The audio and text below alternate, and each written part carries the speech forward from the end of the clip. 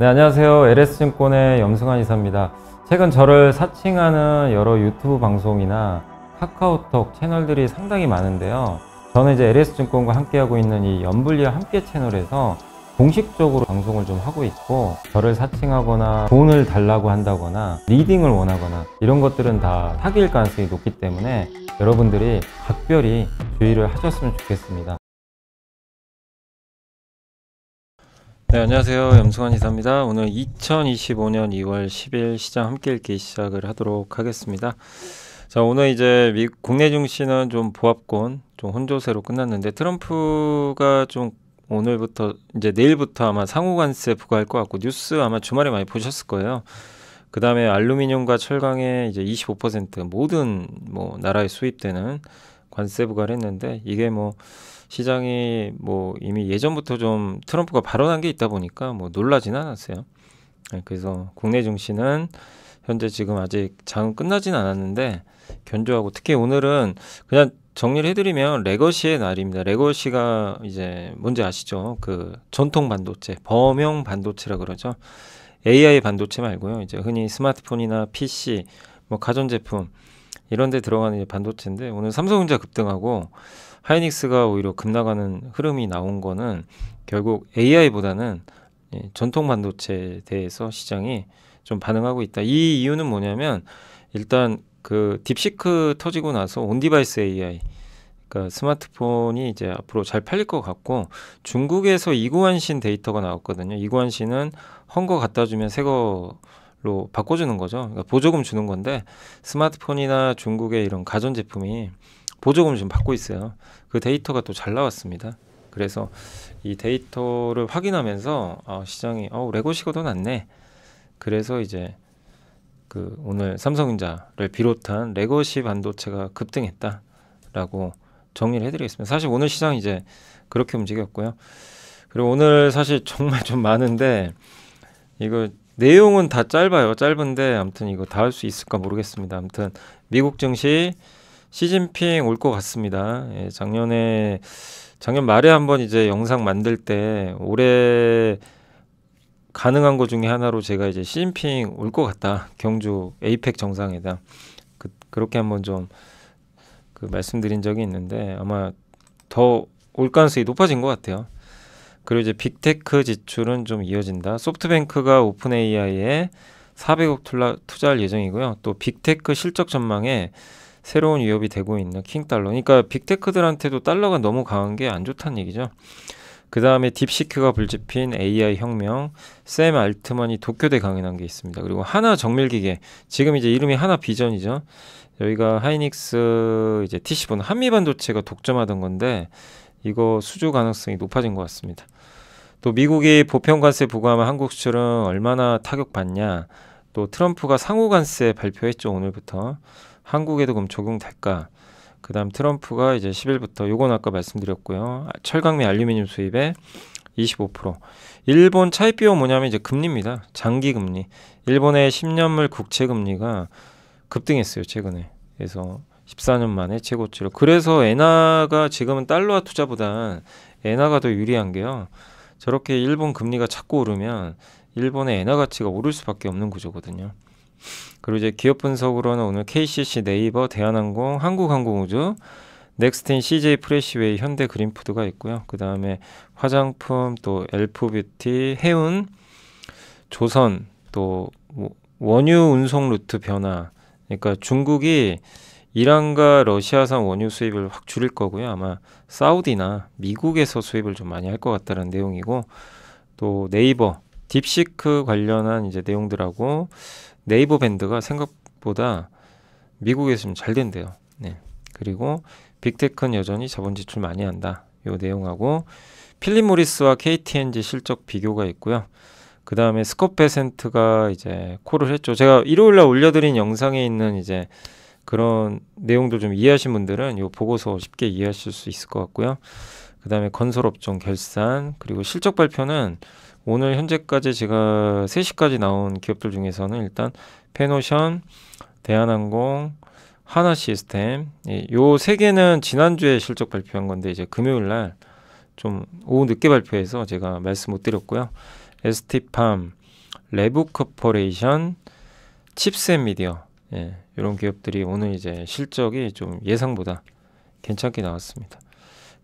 그리고 방금 또 APR도 실적 발표했는데 실적은 이제 기대보다 조금 증가했는데 어쨌든 작년 동기 대비하면 잘 나왔어요. 그리고 전자공시로는 오로스테크놀로지, 현대그린푸드, HL홀딩스, 우리금융지주, DGB금융지주, 올릭스, 현대차, ABL바이오, 한솔케미칼 이렇게 있는데 이 내용 보시는 순간 여기서 이제 방송을 끄시지 않을까 너무 많아가지고 이게 듣다 지치실 것 같습니다. 근데 이거 뭐 나눌 수도 없고요. 이거 하긴 해야죠. 그죠? 안 할 수는 없고 아무튼 최대한 빨리 해서 마무리하도록 하겠습니다. 자, 이제 미국 증시부터 좀 말씀드릴게요. 미국은 일단 이제 3대 지수가 모두 다 급락했고요. 태양광만 올랐어요. 나머지 업종 다 빠졌고 금리, 달러, 환율, 유가 다 올랐습니다. 보통 이러면 한국 증시가 보통은요 그날 급락해요. 근데 오늘은 레거시 반도체가 오르다 보니까 증시가 버텼던 거죠. 미국에 저렇게 이제 물가나 이제 금리나 이런 게 올랐던 건 소비자 기대 인플레이션이 급등했고요.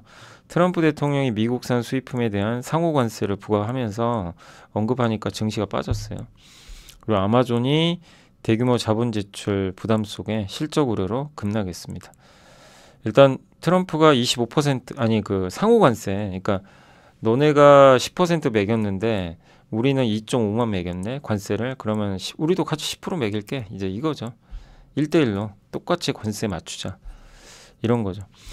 나스닥은 2주 연속 하락했고요. 트럼프 대통령은 미국산 수입품에 대한 상호 관세 계획을 발표할 거로 했는데 업데이트 해드리면 이제 아마 내일이나 내일 모레 발효가 될 것 같습니다. 그리고 소비자 심리지수는 7개월 만에 최저치로 떨어졌고 기대 인플레이션은 4.3까지 상승하면서, 이게 좀 문제가 소비자들이 기대하는 인플레이션이 올라간 거예요. 실제 그럼 물가가 오르거든요. 1년 후에 사람들이 생각하는 물가가 4.3까지 오른 거예요. 물가 올라갈 가능성이 높은. 그럼 저러면 뭐 하냐면 사람들이 소비를 당기거든요. 미리 당겨요. 왜냐면 이제 물가 계속 오를 것 같으니까 먼저 써버리는 거죠, 소비를. 그래서 지금은 좋을 수 있는데 나중에는 소비가 줍니다. 실제 이제 물가 오르면 더 이상 이제 부담돼서 못 쓰는 거죠. 그래서 이게 또 금리까지 올리니까 좀 부담이죠. 그리고 고용보고서는 괜찮았어요. 뭐 일자리가 예상보단 좀 부진했지만 실업률이 꺾였고 12월 수치는 또 상향돼가지고 뭐 괜찮았습니다. 그리고 아마존 급락했고 오스탄 굴스비는 이제 앞으로 금리 낮아질 것 같고 고용 괜찮다, 이렇게 평가했습니다. 이게 미국의 1월달 고용보고서인데 요 내용 보시면 이제 왼쪽이 월간 고용자 수고, 고용자 수가 꺾였죠. 확실히. 그 다음 실업률은 안정화되고 있습니다. 비농업 부문 고용자 수가 예상을 하회했고 실업률은 8개월 만에 최저치, 임금 상승률은 증가하면서, 내용 딱 수치만 보면은 별로 그렇게 좋은 건 아니에요. 근데 이제 11월과 12월에 고용자 수가 10만 개 더 추가돼서 그때보다 지금 조절을 했을 때 더 상향됐고 생각보다 미국 고용이 되게 좋았던 거죠. 그래서 미국 노동시장은 그렇다고 지금 뭐 고용지표가 나쁜 것도 아니고 보통 10만 개 이상이면 괜찮거든요. 실업률은 오히려 떨어졌고, 그래서 미국 노동시장은 이전에 보고한 것보다 훨씬 더 기반이 괜찮다. 그래서 굴스비 연은 총재는 완전 고용 상태다, 이렇게 얘기했고, 이제 미국의 자산관리 글로벌 전략가 시마 샤라는 사람은 노동시장 경고하고 임금 상승 압력이 여전히 존재하기 때문에 금리를 서둘러 인하할 필요 없다. 이제 이게 핵심이에요. 오늘 이 고용지표를 우리가 봤던 이유는 금리 쉽게 안 낮출 것 같아요, 연준에서. 파웰 의장도 그렇게 얘기를 그때 했었기 때문에 노동시장이 꺾인다 만약에요, 막 실업률이 팍 오르고 고용자 수가 막 급감한다, 그러면 금리를 낮출 가능성이 높아요. 근데 지금 그럴 분위기는 아닙니다. 또 관세도 봐야 되니까. 그래서 이번 고용지표는 금리 동결을 더 타당하게 만드는 데이터였다, 이렇게 보시고. 그리고 증시에는 그렇게 좋은 건 아니죠.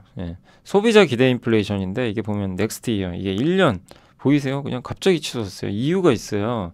사람들이 관세 부과할까봐 내년에 물가 더 오를 거로 좀 생각하는 거예요. 그러니까 여러분들 이거는 설문조사한 거잖아요. 여러분한테 물어봤는데 관세가 당장 부과될 것 같아요. 1년 후에 물가 어떨 것 같습니다. 대부분도 높게 얘기하겠죠. 5년 후 물가는 아주 높진 않죠, 또 상대적으로.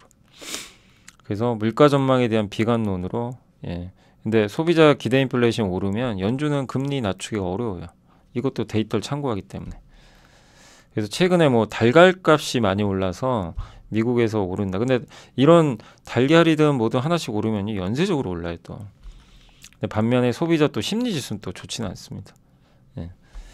자, 그리고 이제 아마존이 이번에 1,000억 달러 투자 계획 발표했는데, 아니 이렇게 돈을 많이 투자하나? 이제 딥시크 때문에 우려를 했는데 이유가 있어요. AI 수요가 너무 많은데 용량이 없대요. 클라우드를 더 제공해야 되는데, 그래서 증설하는 거죠. 예. 그래서 아마 하반기에는 이게 완화될 것 같다. 다만 상반기까지는 CEO 얘기를 종합해보면 큰 기대하지 마라. 그런 이제 팔 사람 팔아버린 거죠. 아마존 주가 많이 올랐잖아요. 그래서 빠진 거니까 내용 자체는 나쁘다고 볼 수는 없어요. 다만 엔비디아 주가에 이게 긍정적일 수는 없는 게, 자꾸 이렇게 자본 지출은 느는데 AI로 돈 버는 게 안 보이면 주주들이 욕을 하는 거죠. 야, 투자 좀 줄이고 주주환원해. 예. 그렇게 이제 투자들이 느낄 수 있거든요. 근데 언젠가는요, 지출은 줄일 겁니다. 저렇게 영원히 투자할 수는 없어요. 불가능해요. 그리고 어느 정도 되면 주주환원 할 겁니다. 그렇기 때문에 이게 그 AI용 엔비디아향 기업들한테 긍정적이라고 볼 수 없어요. 그러니까 우리가 그냥 봤을 때, 야, 아마존도 저렇게 투자하고 메타 뭐 아니 메타뿐만 아니라 야 4대 빅테크가 딥시크 나와도 그냥 서로 투자하겠다는데 HBM 또 AI 다 좋은 거 아니야? 이제 이렇게 생각할 수는 있어요. 근데 영원할 수는 없다는 거예요. 그러니까 엔비디아한테도 이게 마냥 좋은 내용은 아니다. 우리가 이제 그것까지는 좀 봐야 될 것 같고, 트럼프 상호관세 부과 계획 이제 요건 많이 알려졌죠. 그래서 일본 총리랑 이제 회담하면서 상호관세 부과하겠다라고 발표를 했고, 유럽산 자동차 2.5% 부과하고 있거든요, 미국에. 근데 유럽은 10%예요. 안 맞죠? 그러니까 뭐죠? 유럽에서 만약 폭스바겐이 미국에 수출할 때 2.5만 매겨요. 이거 10%로 하자. 유럽 입장에서 불편한 거죠. 예. 그래서 트럼프가 노리는 지점은 미국에 부과하는 관세 낮춰라. 한마디 이거예요. 우리가 안 올려도 된다. 야, 유럽 너네 2.5로 낮춰. 우리랑 똑같이. 안 그러면 10%로 올려버리겠다. 그래서 유럽에서는 2.5로 낮춘다는 얘기가 나왔어요. 그래서 아마 관세를 낮출 가능성이 있습니다. 유럽은. 테슬라가 급락했고요. 이제 테슬라는 뭐 저도 테슬라를 개인적으로 이제 중장기적으로 긍정적으로 보지만, 그 일요일 날 한번 이제 보여드린 영상에서 말씀드린 대로 개와 주인의 관계에서 개 이제 주가가 너무 달려갔어요. 그러니까 좀 좁히는 과정은 좀 필요한 거죠. 근데 이게 왜 지금 좁히냐면 실적이 안 좋아요. 지금 판매가 잘 안 됩니다. 뭐 이유가 여러 가지가 있어요. 뭐 어쨌든 그렇다 하더라도 1월 판매가 급감하고 있습니다. 예. 경쟁사인 BYD는 47%나 판매가 급증했는데, 그래서 좀 테슬라 주가에는 당분간, 그러니까 뭔가 모멘텀이 나와야죠 하나. 그러기 전까지는 조금 지지부진할 것 같고요. 엔비디아는 지난주에 견조했습니다. 예. 금요일도 올랐고요. 예. 왜냐하면 투자를 계속 한다고 하니까. 반면에 다른 반도체 안 좋았고, 아마존 급락했고요. 메타는 여전히 좋고 감원한다 그러고요. 애플은 마이너스 2.4% 하락을 했습니다. 왜냐하면 애플 같은 경우는 미국이 중국산 지금 제품에 관세 부과했잖아요. 그러면 10%가 아이폰 가격이 오를 수가 있거든요.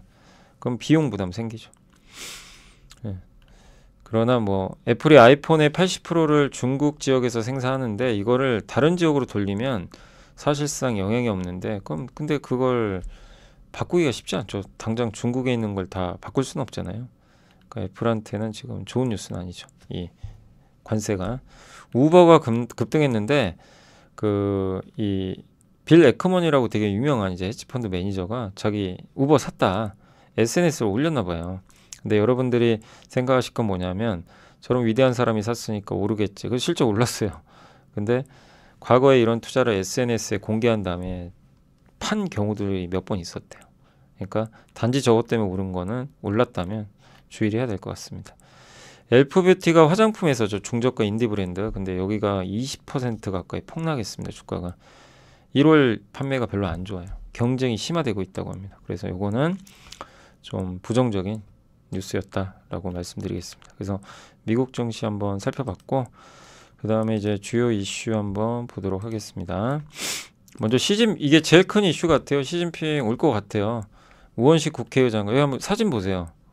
나란히 또 앉아 있는 데다가 예, 어쨌든 그 굉장히 긍정적인 좀 멘트를 날렸다고 합니다. 여기 보시면 양국 관계가 안정적으로 되길 희망한다. 그렇지만 핵심은 국가주석이 에이펙 정상회의에 참석하는 게 관례다.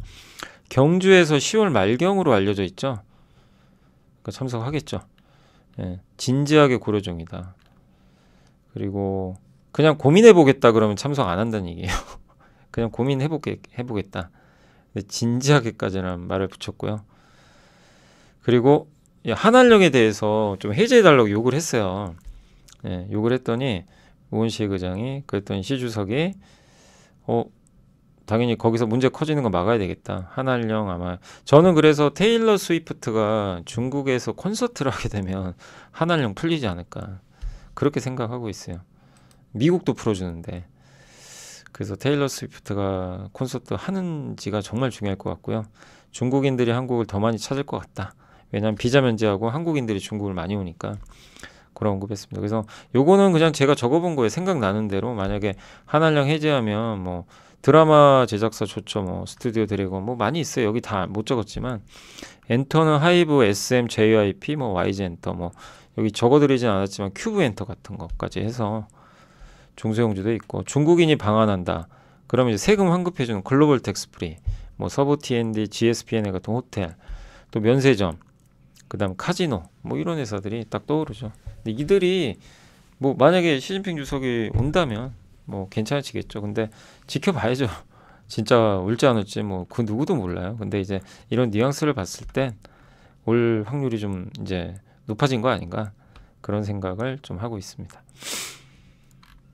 네, 그리고 빅테크 지출 이어지죠. 요거는 이제 아까도 말씀드린 대로 뭐 빅테크들 요게 지금 이렇게 늘어나고요.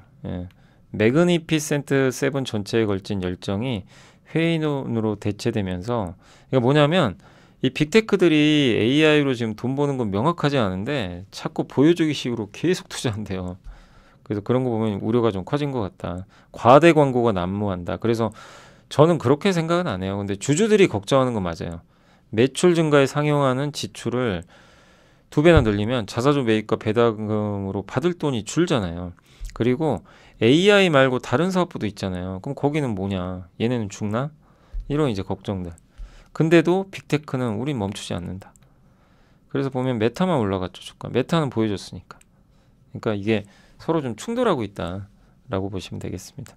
소프트뱅크가 오픈 AI에 400억 달러 투자할 예정이고요. 오픈 AI 가치는 2,600억 달러로 평가됩니다. 거의 뭐 삼성전자랑 비슷해졌네요. 이제.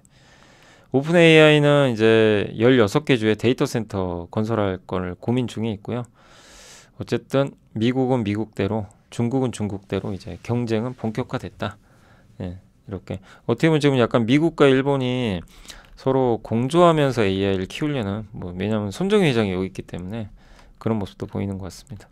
그 달러 강세가 좀 별로 안 좋다 이런 얘기인데 이게 미국의 요 하얀색 선이 달러거든요. 달러가 튈 때 한번 보세요. 이게 S&P 500의 그 주당 순이익이 증가를 안 하죠.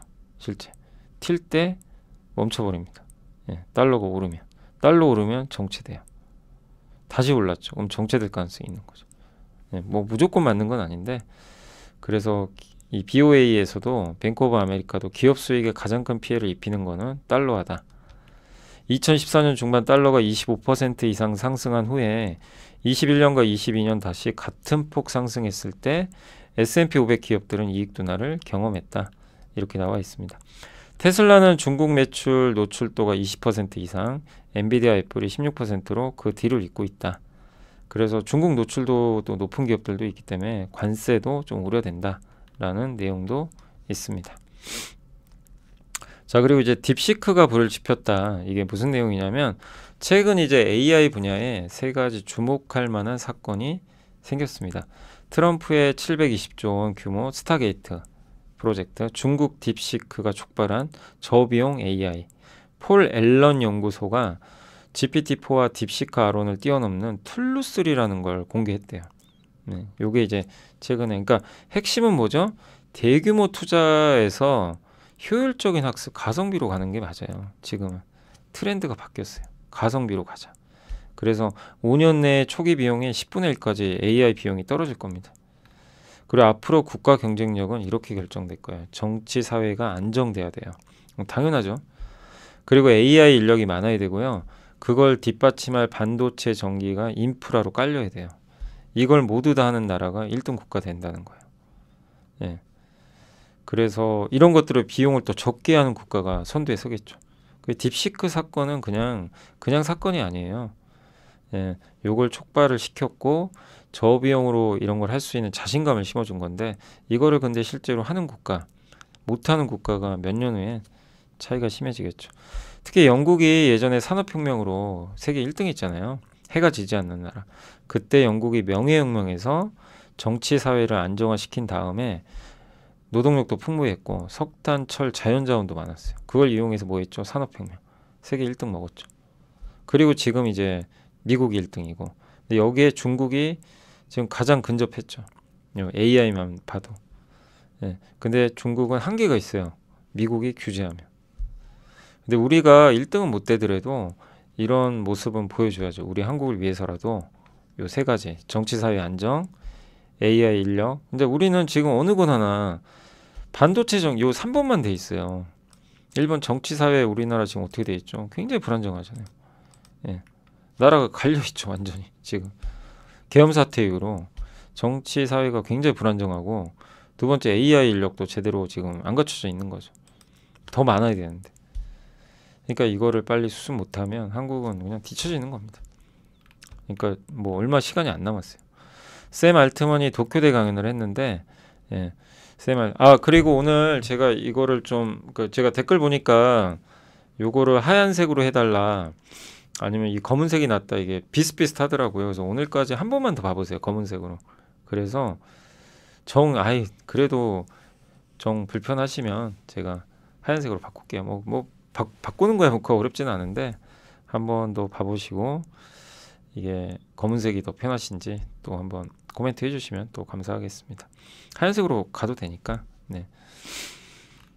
그래서 오늘까지만 혹시 또 하얀색 이게 바탕을 선호하신 분들은 좀 불편하시더라도 오늘까지만 좀 양해해 주시면 좋겠습니다. 나 도저히 검은색 못 보겠다 하신 분들은 좀 적어주시고요. 그 다음에 이제 샘 알트만이 여러분이 AI보다 수학에서 뛰어날 수 있다고 생각하시나요? AI보다 더 나은 프로그래머가 될 것 같나요? 답은 아니요입니다. 이렇게 얘기를 했고 AI를 통해서 할 수 없었던 걸 이제 하는 시대가 됐다. 계산기 발명됐을 때 암산 잘하는 분들이 야 계산기 필요 없어. 내가 더 잘해. 결국엔 계산기가 다 대체했어요. AI 이제 앞지르겠죠. 그래서 여러분도 AI를 쓰세요. 그러니까 돈 드는 거 아니잖아요. 예. 뭐죠? 요즘에 AI 중에 제일 유명한 게 챗GPT, 퍼플렉시티, 뭐 클로드 이런 것들 있거든요. 써보세요. 예. 써보시고 자기한테 맞는 걸 찾아보세요. 어쨌든 정말 편합니다. AI 특히 주식 투자하신 분들은 반드시 쓰셔야 돼요. 그걸 좀 계속 좀 활용해 보시면 좋을 것 같습니다. 반도체는 하나정밀기계 하나비전이 하이닉스 HBM TC본드가 그런 열압차 해서 칩과 칩을 붙이는 거죠. 본딩 장비라고 그러죠. 요거 수주한다는 이제 디일렉 기사가 있었고요. 뭐 하나 정밀 기계까지 이제 진입할 수 있고. 근데 어떤 장비든 정말 대체 불가능하지 않는 이상은 독점은 불가능합니다. 그래서 ASMPT랑 하나 정밀 기계가 이제 3호나 되겠죠. 이게 사실은 어떻게 보면 정상이고요. 그게 영원한 독점은 없어요. 예. 그래서 총 20대 정도 납품할 가능성이 있다는 보도가 떴고 아마 제작은 다 마쳤습니다. 그래서 아마 2월에 아마 들어가지 않겠냐 이렇게 예상을 하고 있는 것 같습니다. 어쨌든 이렇게 되면 한화 비전한테 좀 호재가 되겠죠. 그때 아옴 뭐 인수하는데 자금 쓴다 그래서 저도 막 방송에서 뭐 엄청 뭐라고 했죠. 예. 이게 말이 되냐 지금 주주들 아니 반도체 회사 돈을 갖다가 왜 거기 아오음 인수하는데 왜 쓰냐. 근데 다행히 그거 철회했고 이렇게 또 긍정적인 뉴스까지 나오는 것 같습니다. 그래서 사실 요거 좀 반영해서 주가가 지난주에 좀 올랐죠.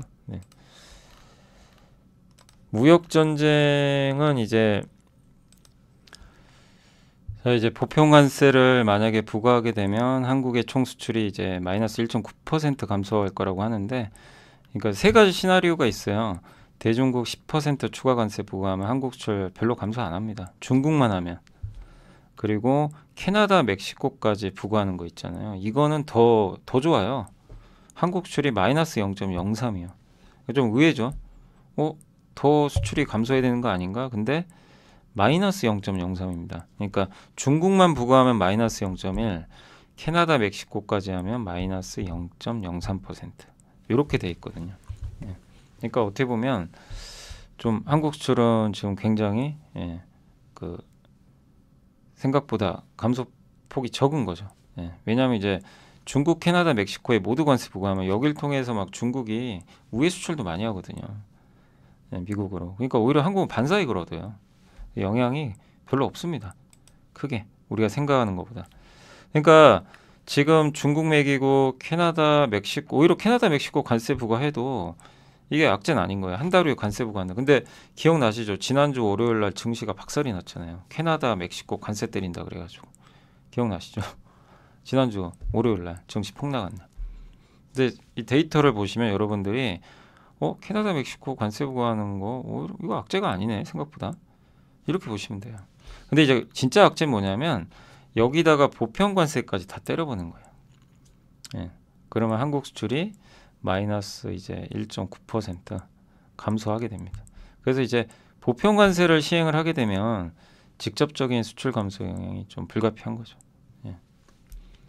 그러니까 이제 보편 관세는 언제 할지 모르지만, 근데 만약에 보편 관세를 부과하면 이게 우리나라만 부과하는 거 아니잖아요. 상대적으로 봤을 때 전 세계에서 칠레가 제일 적게 감소하고 호주, 일본 다음이 한국이에요. 그러니까 한국이 네 번째로 피해를 보는 거예요. 피해 규모로는 네 번째로 적은 편이죠. 그러니까 30개 중에 4등이에요. 그러니까 30개 나라 중에 우리가 꼴찌면 엄청난 타격이죠. 근데 그건 또 아니란 말이에요. 그러니까 우리가 이런 데이터를 보면서 이런 걸 보면 그냥 무작정 겁먹을 필요는 없겠구나. 한국이 마치 이제 관세 부과하면 제일 망할 것 같고 막 그랬잖아요. 근데 데이터는 그게 아닙니다. 그래서 혹시라도 캐나다, 멕시코 관세를 이제 다음 달에 이제 그대로 부과하면 또 흔들릴 거예요, 증시가. 이제 그때 도망가실 필요는 전혀 없다. 다만 이제 보편 관세가 좀 문제다라고 생각하시면 되겠습니다. 그리고 트럼프 상호 관세 한국에도 적용될까? 한국과 미국의 이제 품목수 기준으로 98% 이상이 관세가 지금 폐지돼 있습니다. 그래서 상호주의 적용할 품목이 좀 미미하다라고 보시면 되겠고, 트럼프가 2월 10일 혹은 2월 11일 날 이제 아마 내일 할 것 같아요. 그래서 아까 말씀드린 대로 상호 관세 부과할 것 같은데, 핵심은 한국은 품목수 기준으로 99.8, 그리고 22년 이제 자료를 보면 양국이 모두 98% 이상 관세 철폐가 완료됐기 때문에 그래서 한국은 상대적으로 상호 관세 영향이 좀 미미할 가능성이 높은 국가다. 그래서 상호 관세는 한국에 영향이 없어요, 사실상. 미국이 우리한테 뭐 상호 관세 부과할 게 없죠. 거의 대부분 무관세니까. 그러니까 야, 너네는 왜 관세가 이렇게 높은데 우리는 낮냐? 이러면 이제 그거 걸고 넘어질 건데, 뭐 그런 게 없죠. 오히려 유럽이 문제죠. 그래서 유럽의 자동차에서는 피해를 받을 수 있고 한국은 오히려 반사이익을 얻을 수도 있는 거죠. 근데 이제 과연 이걸 그 상호 관세를 보편 관세로 대체한다는 얘기도 있어요. 이렇게 되면 오히려 우리 입장에서는 훨씬 좋죠. 보편 관세 10% 다 부과하는 것보다는 상호 관세로 하면 지금 현재 구도에서 우리나라한테 관세 매길 이유가 없어요. 그럼 증시는 진짜 저게 사실이면 증시 급등하겠죠. 근데 알 수는 없어요. 보편 관세를 또 매길 수도 있기 때문에. 그런 내용도 있다고 합니다. 트럼프가 이제 10일부터 철강 및 알루미늄 수입에 25% 관세 부과한다고 했고, 이제 오늘부터 관세 부과 들어갑니다. 그래서 우리나라는 쿼터제라서 미국에 수출을 많이 못해요. 근데 이제 어쨌든 그 물량에도 아마 붙게 되겠죠. 모든 뭐 알루미늄이나 철강이 붙는다고 하니까.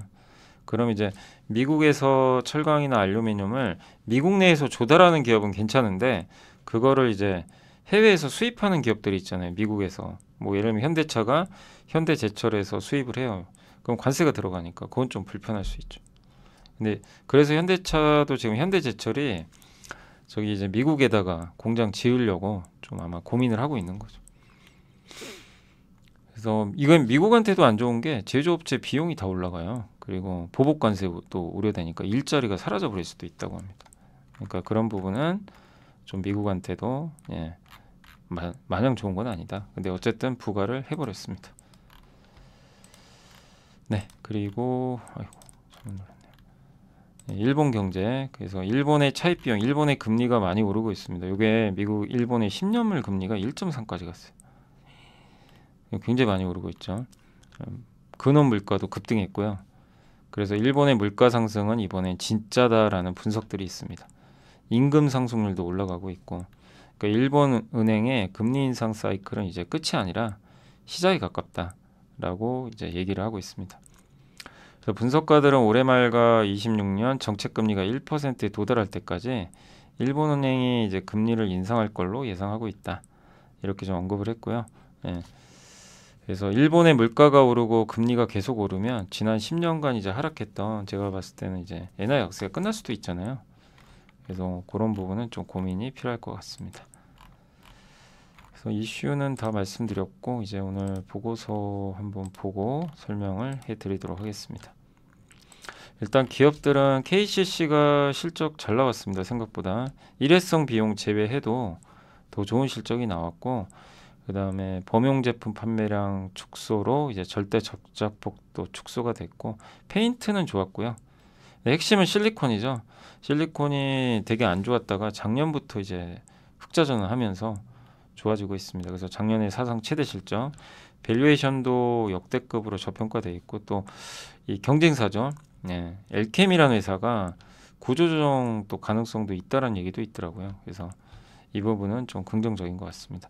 네이버는 기대치를 소폭 상회했는데 전자상거래 매출액이 예상보다 훨씬 좋았고, 다만 일회성 이익이 좀 있어요, 약간. 그래서 그거 제외하면 사실 이제 영업이익은요, 그 일회성 제외하면 기대치를 좀 하회했어요, 소폭. 그렇게 보시는 게 맞고요. 그리고 부진했던 쇼핑 검색 광고 반등과 플러스스토어 출시 효과도 좋았던 것 같다. 현재 시가총액 35조에는 이제 광고 사업이 좀 호조 보이는 게 반영은 돼 있다. 네. 그리고 그 전자상거래 사업에 대한 추가 가치도 아마 반영되지 않겠냐 이렇게 보고 있는데, 시장의 전자상거래 전체 성장률이 1%밖에 안 돼요. 근데 이제 네이버는 6.5% 성장했다. 그리고 플러스 스토어가 이제 정식 개편한 후로 거래액과 전자상거래 광고의 동반 상승세 가속화될 것 같다. 그래서 이 부분은 아직 시장에 반영이 안 됐다, 이런 내용입니다. 그래서 주가 추세적 상승하려면 메타처럼 AI로 돈 버는 모습을 사실 보여줘야 되거든요. 근데 그거를 보여주고 시장이 인정해주면 주가가 좀 더 많이 오르겠죠. 그래서 그런 걸 좀 기대를 해봐야 될 것 같습니다. 자, 그리고 이제 대한항공은 이제 그 걱정할 이유가 없다, 이런 내용인데 실적 기대에 부합했고요. 일회성 비용 반영됐는데도 괜찮았어요. 영업이익은 무려 79%나 증가해서 5,080억. 화물과 여객, 호황, 지금 화물 쪽하고 여객이 좋은데 경쟁 심화나 대외 불확실성이 좀 있잖아요. 근데 그런 걸 무색하게 만들고 있다, 이렇게 보시면 되겠고, 그리고 25년부터 아시아나항공 실적은 반영됩니다, 연결로. 그리고 해외여행 수요나 이제 중국에서 지금 뭐 알리바바나 테무가 항공기로 이제 화물 실어가지고 보내잖아요. 이제 그것 때문에 화물 되게 좋거든요. 근데 그게 꺾일 수도 있잖아요. 그래도 더 중요한 건 이제 항공사가 줄잖아요. 그럼 공급 경쟁 강도가 약해지니까 그 부분은 우리가 좀 봐야 되는 거 아닌가, 이렇게 보고 있습니다.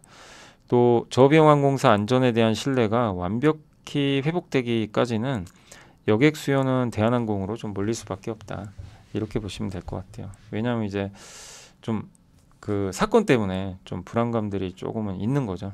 네, 그러니까 이게 언젠가는 회복되겠지만 이 소비자들의 심리는 조금 이 큰 항공사로 몰리지 않겠냐, 이런 좀 그 내용인 것 같습니다. 그리고 미중 갈등이 커지면 미주 노선에서 이제 중국 점유율이 떨어지고 대한항공 이용, 특히 대한항공 그 타고 환승해서 미국 가는 수요가 있어요. 예. 그러니까 중국을 하기가 어렵다 보니까, 그러니까 저기 인천공항에서 환승해서 미국 가는 거죠. 그 수요도 무시 못하는 거죠. 현재 PER 5배, 항공사 저는 이제 핵심은 항공사 축소되잖아요. 이게 핵심인 것 같아요. 공급이 줄면 나중에 이제 수요만 증가하는 모습이 확실히 나와준다면 좋고 유가가 급락하면 아마 주가 급등하지 않을까. 유가가 아마 트럼프 효과로 만약에요. 유가가 어느 날 갑자기 무너지면 그때 항공사가 이제 급등하는 날이죠. 근데 그거는 언제가 될지는 저도 모릅니다.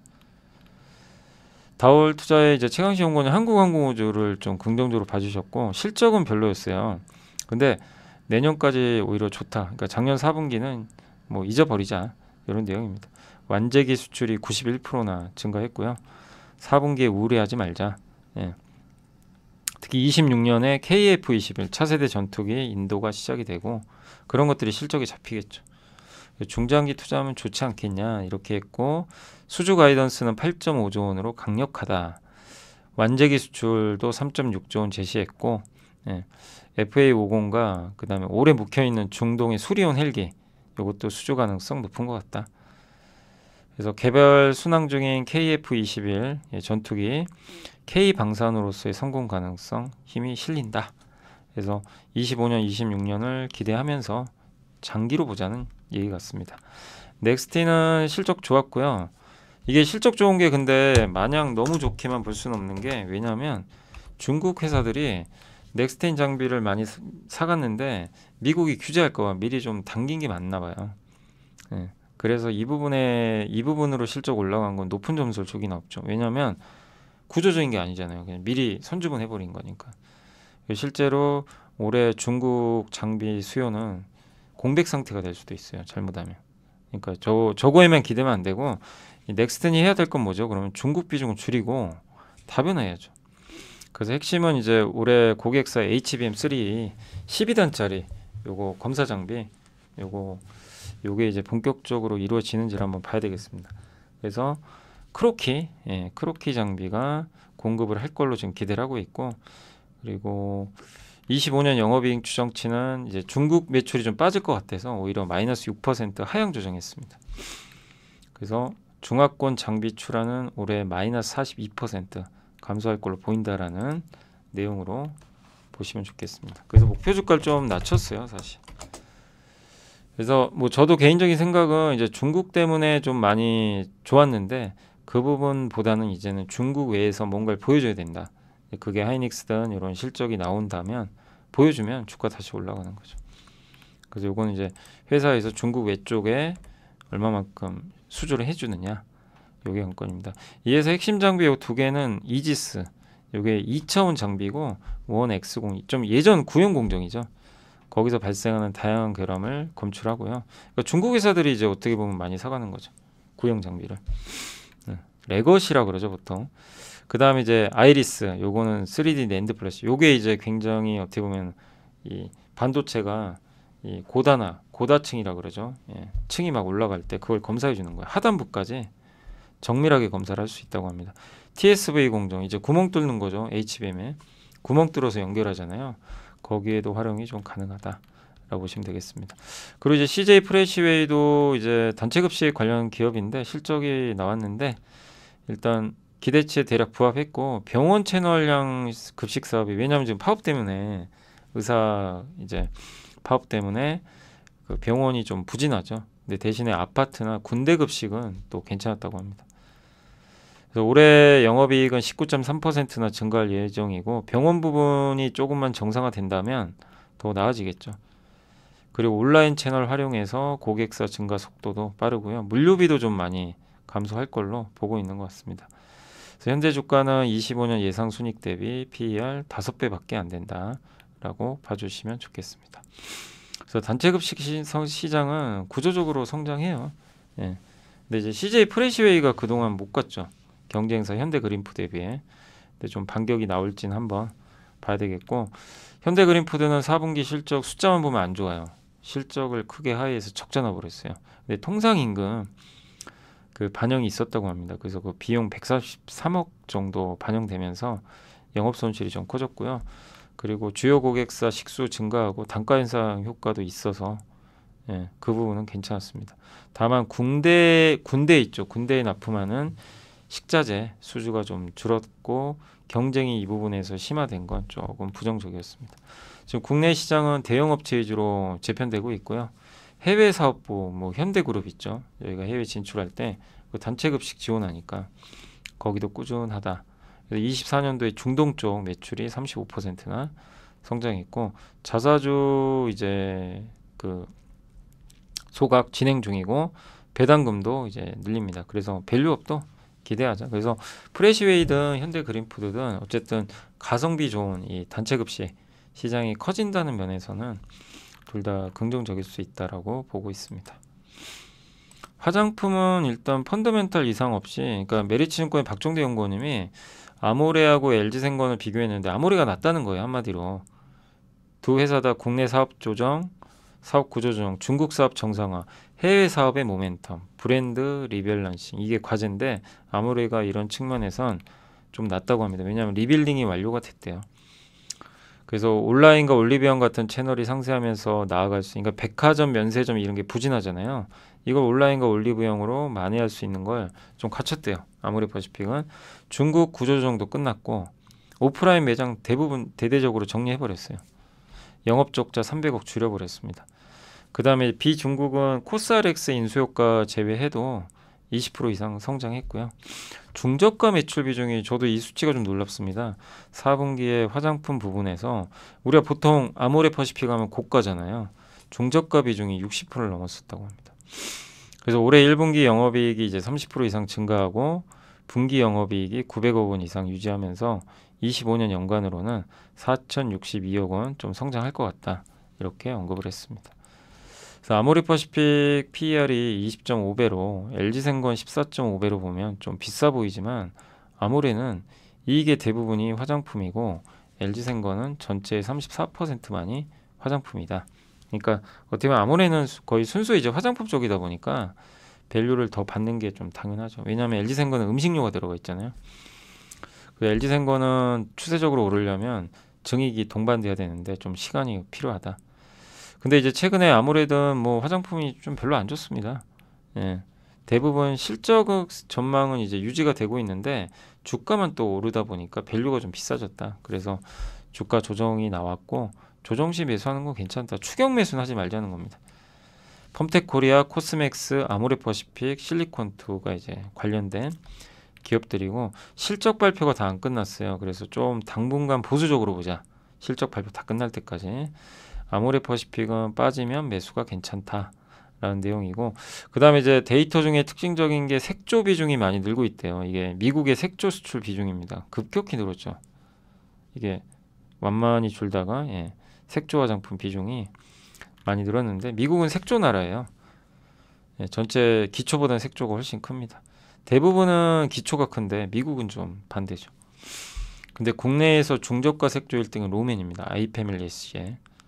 그래서 미국 진출도 속도를 내고 있고 12월에 현지 법인도 세웠다고 합니다. 아직은 비중이 얼마 안 돼요. 미국 비중은.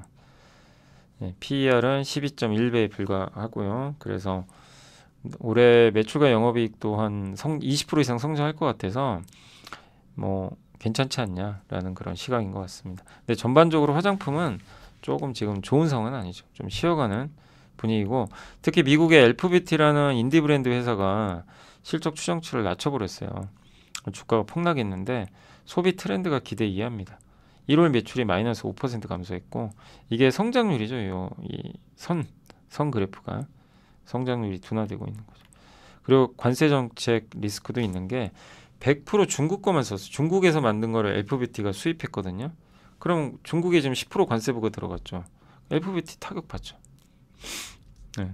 근데 현재는 80% 낮췄지만 여전히 중국 비중이 너무 높아요. 그러니까 LPBT의 숙제는 중국산 비중을 줄여야 돼요. 중국에서 받는 거, ODM을. 그럼 한국산으로 바꿔야죠. 그래서 한국한테는 오히려 이런 부분은 긍정적일 수 있죠. 우리나라에서 미국에다 직접 짓든가 한국의 ODM을 이용하는 거죠. 근데 이제 미국에 지으면 비용도 많이 들고 미국에서 화장품 만드는 건 쉬운 게 아니라고 하더라고요. 각종 비용에다가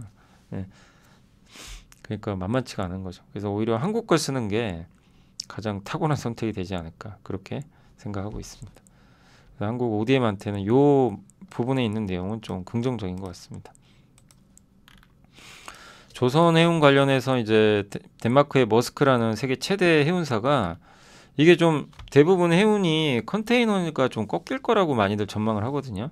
왜냐하면 이제 무역 전쟁도 하고 그다음에 컨테이너선이 너무 많아요. 이제 공급이 늘어나니까. 근데 요 세계 최대 머스크라는 회사는 실적도 좋았지만 올해도 좋대요. 올해 4% 성장할 거래요. 물동량이. 시장은 1.5에서 2%. 물론 이제 컨테이너선이 너무 많이 증가하면 서로 이제 경쟁 심화 때문에 안 좋지만 기본적인 시장 자체는 좋아요. 물동량이 예상보다 2배 더 성장할 것 같다. 그러니까 이런 부분은 해운주한테는 좀 긍정적인 것 같고요. 예. 그리고 조선은 올해까진 괜찮을 것 같은데 컨테이너선 수주 내년부터는 좀 조심하자는 얘기 같습니다. 최근 독일의 하팡로이드라는 컨테이너 선사가 원래 중국의 양쯔장 조선하고 계약한 LNG를 연료로 한 이중 연료 추진선이 있거든요. 12척을 발주했는데 그중에 6 그리고 추가로 6척을 이제 옵션 형태가 있어요. 이거를 하나오션에 줄 수 있다라는 보도가 있었대요. 우리나라로 넘어오는 거죠. 또 대만 해운사 에버그린도 24,000 TEU급 LNG 이중연료 컨테이너선 11척 중에서 6척을 하나오션에 발주할 계획이 있다라는 보도가 있었습니다. 네. 대만 선사 양잉도 아마 노후 이제 선대 교체 발주 할 것 같고요. 다 친환경 선박으로 바꿔요. 그럼 거기서 한국이 정말 강하죠. 다만 이제 이런 거는 좋은데 내년부터는 아마 좀 수주가 줄 수도 있다. 홍해 항로도 정상화되고 컨테이너도 선도 많이 지금 이제 인도가 될 수도 있기 때문에 내년엔 발주가 급감할 수도 있다. 예, 그래서 다른 선조. 근데 저는 이 부분에 대해서는 너무 걱정은 안 하는 게 우리나라가 뭐 컨테이너 선으로 수주 많이 한 거 아니잖아요. 컨테이너 선은 어디죠? 중국이 다 싹쓸이했어요. 그러다가 최근에 한국이 좀 일부 받는 거죠. 네. 그러니까 한국은 거의 대부분 가스선이죠. 가스선을 많이 했고 원래 옛날에는 컨테이너선이 우리 주력이었거든요. 근데 중국이 다 가져가는 거예요. 네. 그래서 이제 근데 컨테이너선도 바꿔야 되고 친환경 선박으로 미국이 중국 규제하고 그럼 간간히 우리나라는 어쨌든 컨테이너선 수주를 저는 받을 수 있다. 그리고 우리의 핵심은 컨테이너는 아니죠.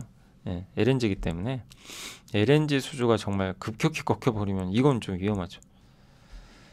그래서 내년에 뭐 설사 컨테이너 수주가 좀 안 된다고 해도 뭐 크게 우려할 사항은 아니지 않나라는 생각은 하고 있습니다. 그리고 하나증권의 윤재성, 김영진 연구원님은 이제 미국이 자체 원유 필요한 거 중에 40% 수입하는데 그 중에 70%가 캐나다하고 멕시코예요. 사우디에서는 5%가 들어옵니다. 사우디는 미국의 3위 원유 수입국인데 2위랑 격차가 크죠. 그러니까 한마디로 미국은 사우디에서 수입은 하지만 사우디 비중은 5%밖에 안 됩니다. 거의 안 해요. 적은데 이제 트럼프 입장에서는 사우디 수입을 늘릴 수 있어요. 왜냐하면 저 캐나다나 멕시코에 관세 때리니까 대신에 사우디 거 할까? 이제 이럴 수 있는 거죠. 여기는 관세가 없으니까. 그러면 트럼프는 사우디 물량을 싸게 들여오고 캐나다 걸 대체할 거고 그리고 사우디는 가격은 떨어지지만 야 미국에 이제 안정적으로 수출하면 점유율이 늘리죠. 물량으로 승부할 수 있는 거죠. 서로 좋은 거 아닌가. 그럼 국제유가 안정화 되겠죠. 그리고 중국은 이란 러시아산 원유를 도입해서 수혜를 많이 받죠. 싸니까. 근데 미국이 제재하거든요. 그래서 아마 중국은 최근에 그걸 이용해서 싼 원유를 이용해서 그 활용했던 독립정유사 이 티팟들이 좋았는데 이게 가동률이 최근 5년 내 최저치까지 떨어졌다고 합니다. 근데 중국은 이제 중동 아프리카산 원유로 다변화할 것 같아요. 그러니까 중동산을 많이 늘릴 수밖에 없는 구조죠. 그러면 중동산을 쓰게 되면요 초대형 원유 운반선으로 이동해요. 그러니까 저 스프라막스, 아프라막스급 탱커는 좀 중형선입니다. 이거 대부분 누가 싹쓸이했어요? 다 중국이 가져가잖아요. 그냥 다 중국이 싹쓸이에요. 저런 대부분은. 그나마 이제 현대미포가 간간히 수주하는 건데 요거를 이제 VLCC로 하면 우리나라 조선사들을 좋은 거죠. 초대형 원유 운반선 한국도 경쟁력이 있거든요. 그래서 저런 부분은 국내 조선사한테는 좋지 않냐. 또 정유 석유화학도 이제 원가 경쟁력이 확보되니까 긍정적일 수 있다라는 내용으로 보시면 되겠습니다. 자, AI 관련해서 이제 딥시크 언론 보도가 있었는데 네이버 지도에서 우버 택시를 호출할 수 있을지도 모른대요. 우버가 네이버 지도를 이용해서 이제 호출 서비스 하는 거죠. 그럼 우버는 이걸 API라 그래요. 어떤 회사가 그러니까 예를 들면 우버 여러분이 우버 사장님이에요. 근데 우버 호출을 해야 되는데 지도가 있으면 좋잖아요. 근데 네이버 지도 쓰는 분들이 우리나라에서 어마어마하게 많습니다. 몇 천만 명 되죠. 거의 대부분 써요. 쓰는데 거기에 우버를 딱 올려버리면 네이버 지도 보다가 우버 택시 딱 부를 수 있으면 얼마나 좋아요. 그러니까 우버 입장에서는 좋은 거죠. 근데 그 네이버 지도가 API죠. 그걸 이용해서 우버 서비스에 넣어가지고 영업을 하는 거죠. 굉장히 네이버 지도의 플랫폼 효과를 노리겠죠. 근데 네이버도 좋은 게 그 API 이제 사용료를 받아요. 근데 거기다가 우버 택시 호출하면서 광고 붙일 수가 있죠. 데이터도 확보하죠. 그러니까 뭐 일석삼조죠. 서로 좋아요. 그 네이버는 이제 넷플릭스 멤버십 혜택에 포함시켰죠. 넷플릭스. 저도 이거 쓰거든요. 넷플릭스 멤버십으로. 네이버 저도 멤버십 가입돼 있는데 넷플릭스 얼마 전에 티빙 썼었는데 이제 티빙이 없어지고요. 넷플릭스로 바뀌었습니다. 그래서 이제 넷플릭스를 지원해 주는 거죠. 일부. 그래서 가입자가 좀 증가한 걸로 좀 보고 있고, 그리고 넷플릭스에서 우버까지 이제 네이버의 닫힌 생태계가 외부 협력을 통해서 열리고 있다. 이런 내용이고, 미국에 네이버 밴드 쓰신 분들도 우리 한국에도 많이 계시잖아요. 단체로 이렇게 모임 같은 거. 근데 네이버 밴드가 지금 미국에서 600만 명이 넘는데요. 사용자가. 저는 물론 미국 인구 생각하면 엄청 많은 것도 아닐 수도 있지만 600만이면 적은 거 아니죠. 근데 어디다 쓰냐면 미국 학생, 학부모, 코치 간의 커뮤니케이션 할 때, 방과후 수업 같은 거 할 때 커뮤니티. 하나의 커뮤니케이션 그게 특화된 거예요. 그러니까 일평균 600만 명이 쓰는 거예요. 미국에서 600만 명이 매일 써요.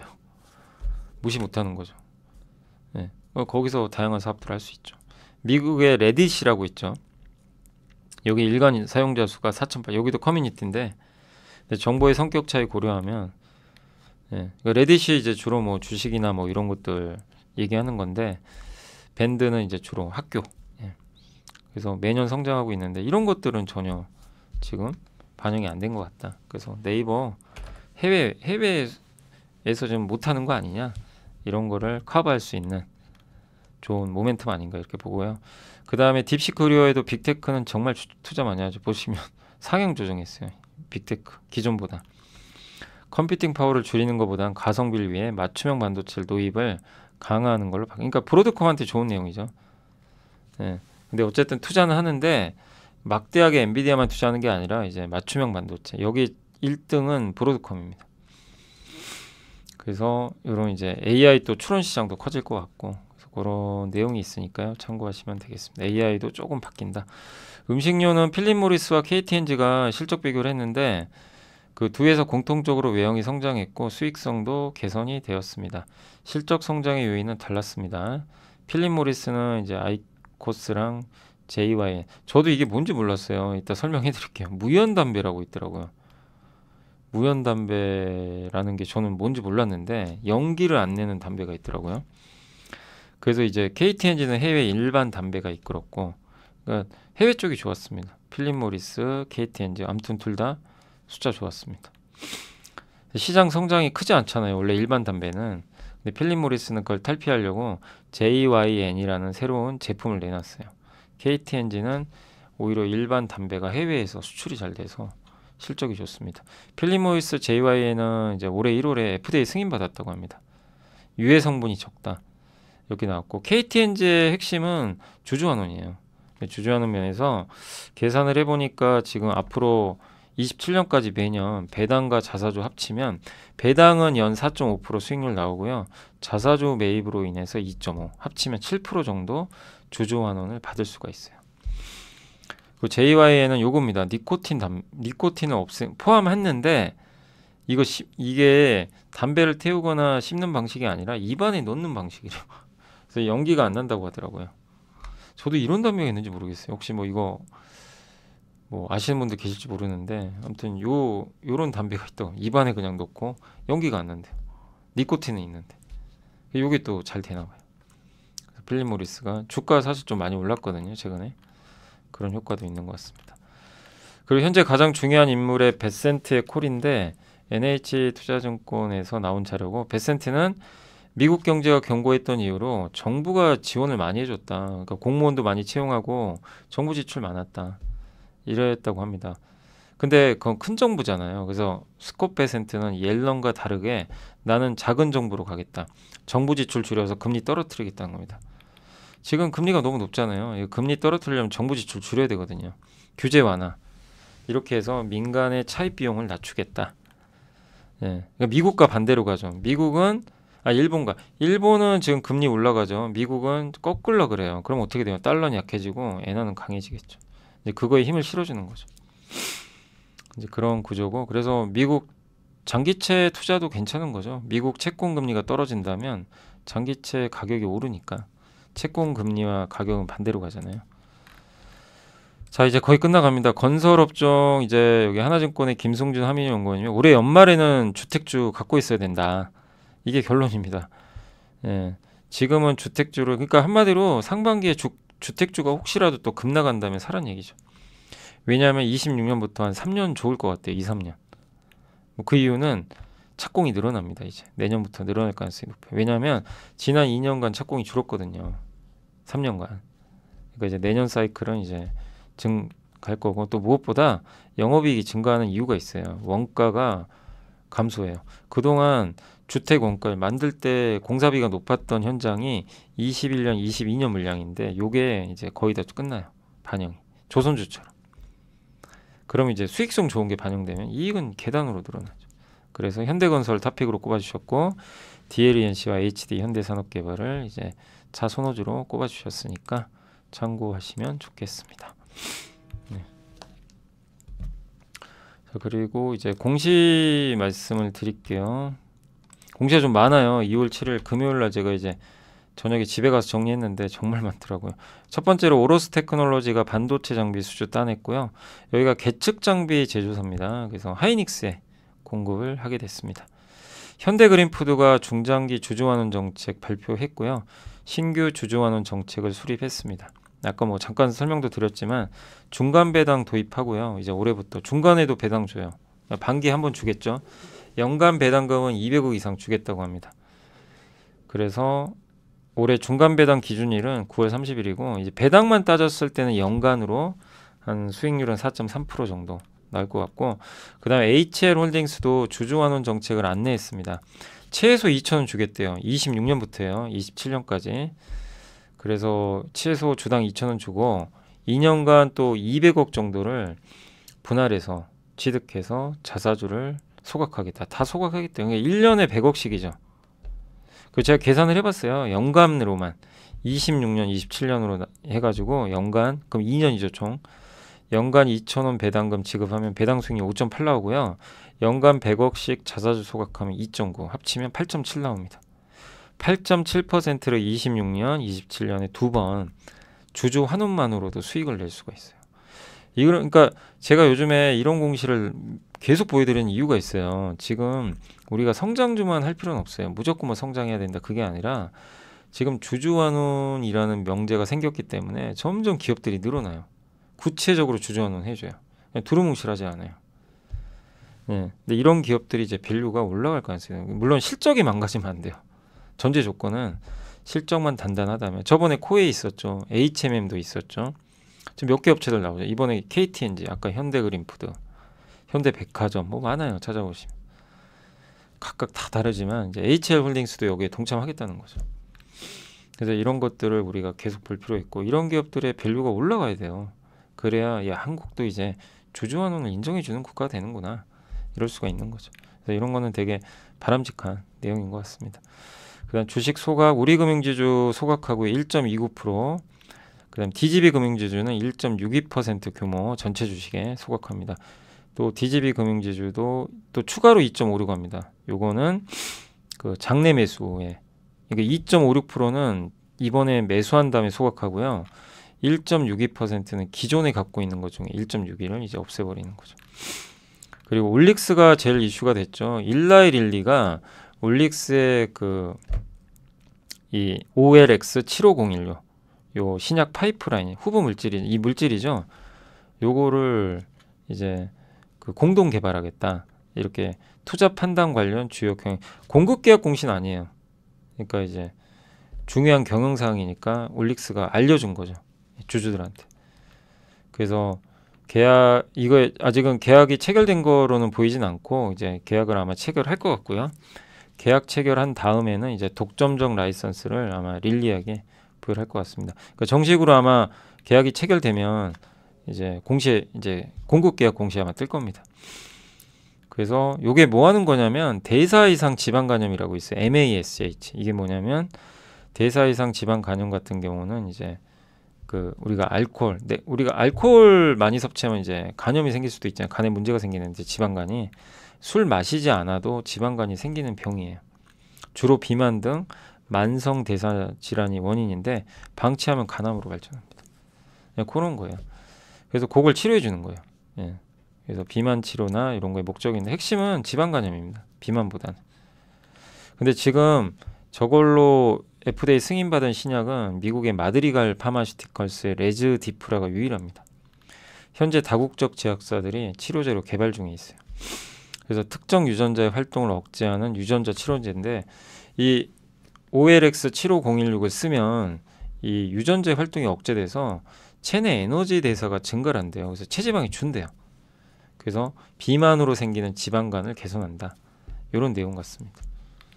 그리고 뭐 간섬유와 기타 심혈관 질환에도 효능이 우수했다고 합니다. 전임상에서.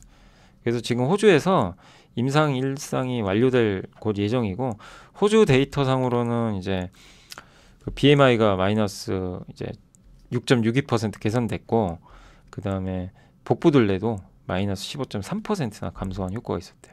근데 요거 오늘 급등하면서 ST팜도 급등한 거 아시죠? ST팜 왜 올랐을까요? ST팜이 RNA 치료제 원료 의약품 만들죠. 실제 올릭스에도 아마 공급하는 걸로 알려져 있는데 요게 이제 어떻게 보면 요 제품이 이제 RNA 치료제다 보니까 이제 ST팜도 같이 급등해 버린 거죠. 그리고 글로벌 이제 siRNA 요거는 제가 함께 배우기 헬스케어 편에 그 RNA 치료제 있죠. ST팜 설명할 때 한번 해드렸으니까 그 영상 참고하시면 되겠고 그 다음에 글로벌 siRNA 기업 시가총액 한 그 애널리스트 보고서 보니까 이렇게 시총별로 좀 분석을 잘 해주셨더라고요. 그래서 엘라일람이 50조, 아이오니스가 7조 원, 에로헤드가 3.5조, ST팜이 2조 원인데 올릭스는 시총이 지난 금요일 기준으로 3,700억밖에 안 되잖아요. 그러니까 상대적으로 싸다. 또 글로벌 지방간염 관련 회사들 시총이 질랜드 파마가 10조, 바이킹 테라피틱스가 5조, 다이서나가 4.3조니까 예, 비싼 게 아니죠. 네, 그래서 그런 좀 비교도 해주셨으니까 참고하시면 좋겠습니다. 그 다음에 이제 임원들이 산 거는 현대차가 유진호 이사가 4,400만 원어치 샀고요. ABL 바이오는 증여 공시가 떴습니다. 증여 공시 한 날로 앞서 2개월, 뒤에 2개월, 요 평균 주가로 증여가를 결정해요. 그러면 이 4개월 동안, 그러니까 벌써 2개월 지났으니까 앞으로 2개월 동안 주가가 좀 눌릴 가능성은 있어요. 근데 그게 끝나면 증여를 했기 때문에 보통 증여할 때 주가가 낮다고 생각할 때 증여를 하거든요. 증여 공시는 중장기적으로는 이제 좋을 수 있는 공시 중에 하나죠. 한솔케미칼은 베어링 자산운용에서 이제 지분 1% 정도를 추가로 매수했다는 거 참고하시면 좋겠습니다. 자, 이제 벌써 4시인데 1시간이 넘었네요. 빨리 좀 마무리하겠습니다. 오늘 국내 증시는 어쨌든 좀 약보합에 끝났고요. 오늘 이제 시장 보시면 코스닥은 뭐 정말 이제 완전히 돌려버렸네요. 너무 강하고 코스피는 아직은 조금 답답한 상황입니다. 그래도 잘 버티고는 있습니다. 관세 영향 때문에. 근데 관세 너무 그렇게 우려할 또 상황은 아니에요. 그때 아까 자료 보여드렸죠. 그리고 오늘 외국인은 좀 팔았고요. 기관은 2,600억 정도. 뭐 관세만 때린다 그러면 뭐 외국인은 항상 팝니다. 근데 연기금이 방어를 할 겁니다. 그래서 시장은 나쁘지 않을 것 같고요. 네. 오늘 이제 섹터로는 그 유리기판이 여전히 뜨겁습니다. 이제 삼성전자까지 참여한다고 했고 2차 전지 오늘 전고체 배터리가 좋았네요. 그리고 반도체에서는 DB하이텍 레거시죠. 그러니까 삼성과 DB하이텍이 올라간다는 건 그렇게 전통 반도체가 급등하는구나. AI가 꺾이는구나 반도체에서. 하이닉스는 빠져버리잖아요. 그러니까 작년에는 하이닉스만 가고 둘은 몰락했는데 지금 분위기가 바뀌고 있는 것 같습니다. 로봇주는 여전히 뜨거운데 로봇주는 조금 조심은 하세요. 너무 막 달리는 것 같아서 뒤늦게 따라가는 건 그러니까 뒤늦게 기업들이 막 올라가는데 너무 막 이렇게 흥분하지 마시고요. 그 다음에 레거시 정말 못 올라갔던 시스템 반도체도 분위기가 요즘에 좋은 것 같습니다. 두산 테스나가 정말 오랜만에 올랐네요. 그다음 온디바이스 AI 요즘에 뜨겁고요. 네. 그러다 보니까 제주 반도체가 요새 계속 오르고 있는 모습이고, 그다음에 RNA 오늘 ST팜이나 파미스, 올릭스가 상한가 같죠. 그러니까 시총이 5천억이니까 야 이거 싼 거 아니냐 이제 이런 인식인 것 같아요. 그 경쟁 미국의 이런 회사들과 비교해 보면 시총 비교해 보면 그다음에 그래도 HBM 관련주 중에서 일부는 또 올라간 부분도 있습니다. 반면에 오로스 테크놀로지는 오늘 좀 빠졌고 한미는 뭐 아시겠지만 하나 비전이 이제 공급할 거라는 그런 얘기가 있어서 좀 부정적이었고 하이닉스가 급락한 것도 영향을 좀 준 것 같습니다. 미용기기에서는 원택이 올랐고요. 비올도 좋았습니다. 그래서 오늘 많은 기업들이 좀 오른 부분이 있어요. 근데 요즘에 조선주 안 좋죠. 조선주 일단 많이 올랐고요. 예, 당분간은 좀 쉬어가는 분위기 같고, 그리고 인터넷은 오늘 카카오가 좀 빠졌습니다. 네이버는 좀 올랐습니다. 피팅도 오늘 좀 안 좋았습니다. 이 피팅도 이게 알루미늄이나 이제 보통 이런 걸로 이제 만들다 보니까 미국이 이게 철강에 수익 감세 붙이면 이거 비용 부담 있는 거 아니냐, 약간 이런 우려도 좀 일부 작용을 했던 것 같아요. 그리고 그래서 오늘 또 철강주도 이제 관세 부과 여파로 조금 분위기가 썩 좋지는 않았고, 근데 철강은 빠질 게 있나요? 뭐 워낙 빠져가지고 더 나쁠 건 별로 없어 보이고요. 예. 다만 이제 위가 안 열리는 거죠. 그리고 오늘 풍력주 좀 일부 안 좋았습니다. CS 베어링이 좀 빠졌습니다. 화장품도 최근에는 좀 부진한 편입니다. 화장품도 오늘 좀 좋진 않습니다. 케어제는 오늘 이제 빠졌던 이유는 그 실적이 좀 예상보단 부진했던 것 같아요. 그리고 양자 못 빠졌고 해운주도 오늘 조금 일부 조정은 받았습니다. 뭐 큰 변동은 없었네요. 건설주도 오늘은 좀 쉬었습니다. 네. 그래서 오늘 섹터 한번 말씀드렸고, 그리고 오늘 삼성전자, LG엔솔이 둘이 오늘 좀 이끌었는데, 다만 오늘 삼성바이오, 하이닉스가 좀 부진했고요. 자동차도 좀 여전히 답답한 상황입니다. 카카오, 또 하나오션, 조선주가, 그러니까 이 코스피는 대형주가 많이 안 좋았죠.